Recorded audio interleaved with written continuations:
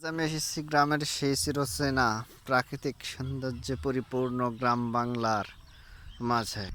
Specially ভিডিওটা তাদের জন্য যারা গ্রাম থেকে বহু দূরে চলে গেছেন, সবুজ প্রকৃতি তার আর ভাগ্যে দেখার সুযোগ হয় না। আজকে তাদের জন্য এই ভিডিওটা।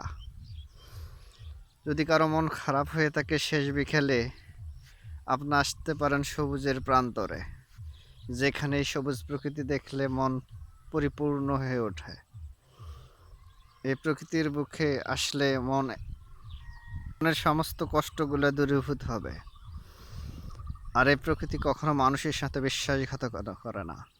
বন্ধু আপনাদের সাথে বিশ্বাসঘাতকতা করতে পারে, কিন্তু প্রকৃতি কখনো বিশ্বাসঘাতকতা করে না।